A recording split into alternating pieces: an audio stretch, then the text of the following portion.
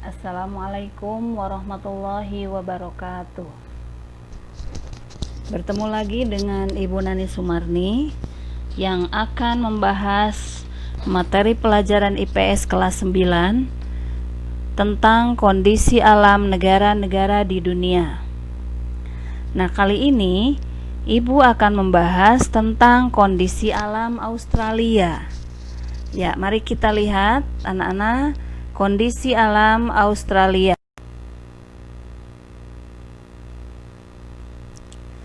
Kondisi alam Australia. Kita lihat. Nah, ini adalah benua Australia, ya. Kita lihat keadaan Australia. Dilihat dari lokasi. Australia berada di lokasi antara 113 derajat bujur timur sampai 155 derajat bujur timur dan 10 derajat lintang selatan sampai 43 derajat lintang selatan. Nah, itu lokasi benua Australia dilihat dari garis lintangnya atau secara astronomis, ya. Sekarang kita lihat batas-batasnya. Di sebelah utara, Australia berbatasan dengan Laut Timor, Laut Arafuru, dan Selat Flores. Kemudian di selatan ada Samudra Hindia. Di barat juga Samudra Hindia, sama ya, dari barat dan selatan ada berbatasannya ini Samudra Hindia. Kemudian di timur ada Samudra Pasifik, Laut Tasman dan Laut Korel. Nah, itu keadaan Australia dilihat dari lokasinya. Ini secara astronomis dan ini secara geografisnya, ya. Secara geografisnya berbatasan di utara dengan Laut Timor, Laut Arafuru dan Selat Flores, di selatan dengan Samudra Hindia, di barat juga Samudra Hindia, dan di sebelah timur Samudra Pasifik, Laut Tasman dan Laut Korel. Nah, kemudian kita lihat iklimnya, ya. Iklim di Australia. Dilihat dari posisinya 10 derajat lintang selatan sampai 43 derajat lintang selatan, maka Australia mempunyai iklim tropis, subtropis, dan sedang. Kemudian Australia juga memiliki iklim padang pasir di daerah pedalamannya, karena di daerah pedalaman itu memiliki curah hujan yang rendah.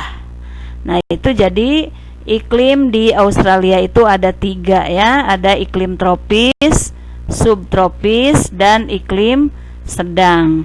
Adapun tadi iklim di padang pasirnya, iklim padang pasir kering, ya. Nah, iklim kering nih di padang pasirnya. Kenapa? Karena curah hujannya rendah. Kemudian kita lihat selanjutnya adalah bentuk muka bumi. Bentuk muka bumi di Australia. Australia memiliki bagian-bagian, yaitu nih ada 4 bagian. Ada dataran pantai atau coastal plains, ada dataran tinggi timur atau eastern highlands, ada dataran rendah tengah, central lowlands, dan ada plato. Plato ini adalah dataran yang terletak pada ketinggian di atas 700 mdpl. Maksudnya 700 meter di atas permukaan laut. Nah, terbentuk sebagai hasil erosi dan sedimentasi. Nah, kemudian kita lihat nih, di Australia itu ada yang disebut dengan Ayer Rocks di Uluru. Nah, ini Aerox ini terbentuk selama lebih dari 600 juta tahun, dimulai dari dasar lautan yang saat ini sekarang memiliki ketinggian 348 meter di atas permukaan laut. Jadi selama ini dia terus naik ya. Jadi ini ketinggiannya sekarang sudah mencapai 348 meter di atas permukaan laut. Ini yang disebut dengan Aerox atau di Uluru. Ini yang merupakan salah satu keindahan alam yang ada di Australia yang dijadikan sebagai objek wisata. Nah, kemudian kita lihat selanjutnya adalah kondisi geologi Australia. Kondisi geologi ini kondisi di mana sebuah negara dilihat dari keadaan batuannya ya. Ini kalau kita lihat secara bagian-bagiannya, ini keadaan batuan di Australia. Maka Australia ini memiliki kekayaan alam yang sangat berlimpah, yang sangat banyak. Misalnya ada minyak dan gas, boksit, batu bara. Nah, ini batu baranya merupakan utamanya batu bara hitam yang merupakan cadangan batu bara terbesar kelima di dunia. Kemudian biji besi, intan, aluminium, tembaga, dan emas. Emas ini merupakan penghasil emas terbesar kedua di dunia setelah Cina ya. Jadi ternyata Cina ini memiliki cadangan emas yang sangat banyak dan urutannya merupakan urutan nomor 1 penghasil emas terbesar di dunia.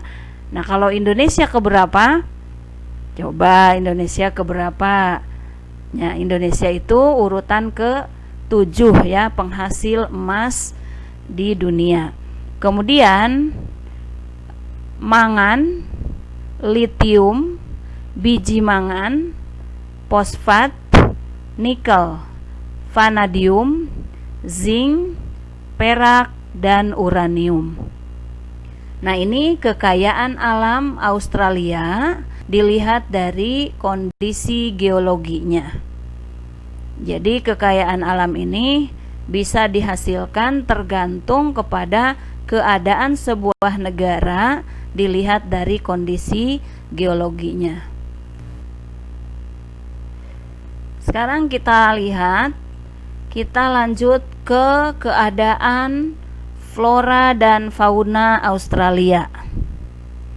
Flora itu tumbuhan dan fauna hewan. Kita lihat floranya. Ya, flora di Australia ada rumput hammock di Australia Barat, Selatan, dan Utara. Kemudian di Australia Timur ada hutan eukaliptus. Nah, kita lihat mana nih yang termasuk rumput hammock dan hutan eukaliptus. Nah, ini adalah rumput hammock dan ini hutan eukaliptus. Ini adalah di antara flora yang ada di Australia. Nah, kemudian kita lihat faunanya. Fauna di Australia. Nah, yang merupakan ikon hewan Australia adalah kanguru. Sudah kita tidak asing lagi dengan kanguru itu ya. Binatang berkantung. Kemudian ada wallaby, koala, dan setan Tasmania atau Tasmania devil, dingo, platypus, kurawong, angsa hitam, kookaburra, dan leopard. Kemudian ada lagi ular. Nah, kita lihat. Ini kanguru ya, binatang yang berkantung. Kemudian ini ada Kurawong. Kemudian ini yang disebut dengan Tasmania Devil. Kemudian ada dingo. Dingo ini kalau bahasa kitanya mungkin anjing liar ya.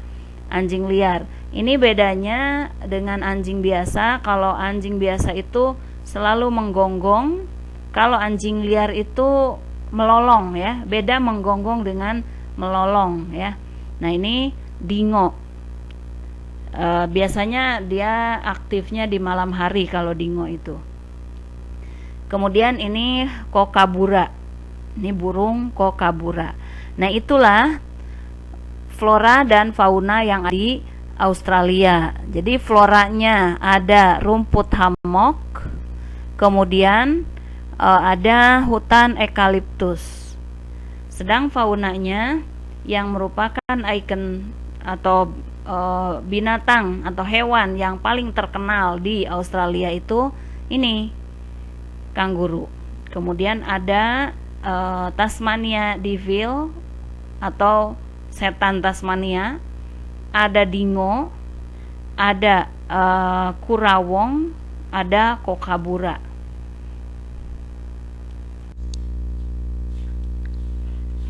Nah, sekarang anak-anak kita lihat kondisi penduduk negara Australia.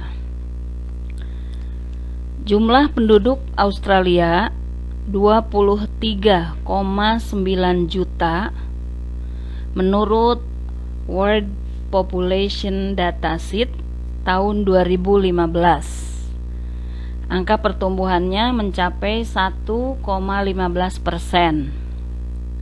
Nah, sedangkan kepadatan penduduk Australia hanya 3,1 orang per kilometer persegi. Jadi ini sedikit sekali ya penduduknya, berarti jarang ya. Karena dalam 1 kilometer persegi itu hanya ada atau hanya dihuni oleh 3,1 orang. Sedangkan ini mayoritas penduduknya 89% mereka tinggal di perkotaan, dan penduduk asli Australia adalah suku aborigin. Kita lihat ini adalah suku aborigin ya. Mereka masih kelihatan primitif karena memang ini suku asli ya. Suku asli seperti halnya ada di Indonesia pun, di kita ada suku Asmat di Papua. Mereka hampir memiliki kesamaan ya, lihat dari segi busananya juga hampir memiliki kesamaan dengan suku Asmat di Papua. Nah, sedangkan ini adalah suku aborigin di mana? Di Australia yang merupakan suku asli ya. Tapi sekarang suku aborigin ini hampir tersingkir lah. Jadi jumlahnya juga semakin lama semakin berkurang. Nah, itulah anak-anak penjelasan tentang keadaan atau kondisi penduduk negara Australia. Ini jumlah penduduknya mungkin sekarang sudah bertambah karena ini adalah berdasarkan hasil sensus tahun 2015 dan pertumbuhannya mencapai 1,15%. Demikianlah anak-anak materi yang sudah Ibu sampaikan tentang kondisi alam Australia. Semoga kalian bertambah pengetahuan tentang negara-negara yang ada di dunia, utamanya negara-negara besar yang sudah Ibu bahas sebelumnya, yaitu tentang kondisi alam Amerika, kondisi alam Jepang, kondisi alam Mesir, dan sekarang kondisi alam Australia. Semoga apa yang Ibu sampaikan dapat menambah wawasan kalian tentang Australia, dan apabila ada kekurangan-kekurangan dalam penjelasan Ibu, maka Ibu mohon maaf yang sebesar-besarnya. Ibu tutup pembelajaran ini dengan mengucapkan alhamdulillahirabbil alamin. Terima kasih. Wassalamualaikum warahmatullahi wabarakatuh.